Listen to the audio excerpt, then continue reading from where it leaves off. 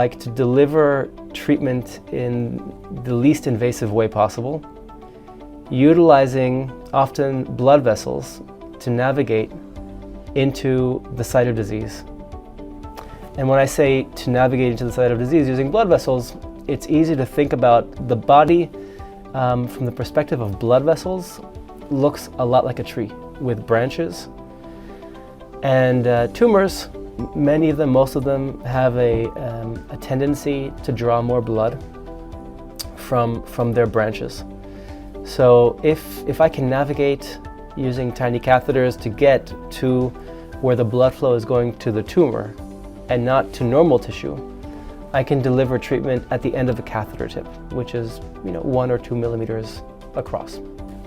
What we deliver at the end of that tip of the catheter can be chemotherapy, it can be radiation particles, and sometimes it can be particles that will just decrease the blood flow to that tumor. I'm Dr. Eldad Elnekave. I'm an interventional radiologist, and I focus on treating cancer patients. So I'm often asked, what's the role of an interventional radiologist in cancer care? And it's a tough question because people are very familiar, more familiar with radiation, surgery, chemotherapy, and a lot of people have never heard of an interventional radiologist. So I'll start off by describing the situation today, which is that there are options for how to treat conditions.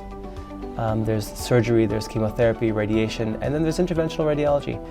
And you get good results when different physicians make a treatment plan for any given patient that incorporates sometimes different components of treatment modalities.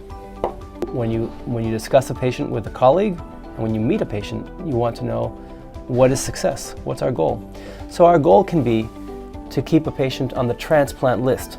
We want to be able to reduce the tumors in the liver so that they can receive a transplant. Our goal can be that we want to get the tumor away from a blood vessel so that they can have surgery. The goal can be to what we call debulk the tumor, get rid of 80% of it so that the symptoms they have go away for a few years. In general, our techniques are considered minimally invasive, so usually we don't require anesthesia, and the recovery time in the hospital is very often 1 day.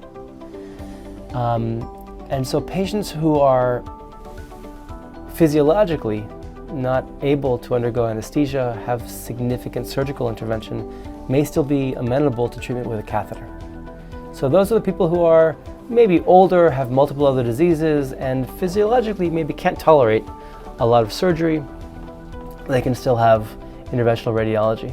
And in other circumstances, you might have a tumor that is that's invading into a blood vessel, or that's occupying a large part of the liver, where surgery is not possible, or it may be too vascular for surgery, too much blood flow. And using these techniques, we may take that tumor and make the tumor itself less dangerous.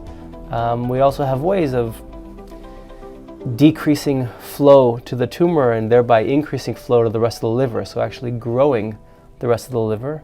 And in those two examples, you have patients who become candidates for surgery because the tumor itself was downgraded.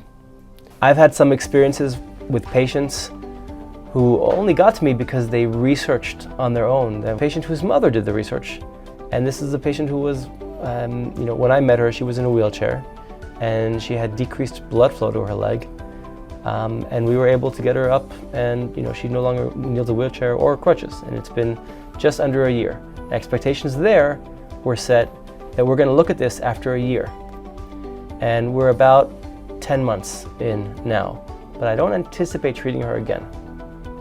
I think it's useful for patients to ask if there is an option which is related to interventional radiology.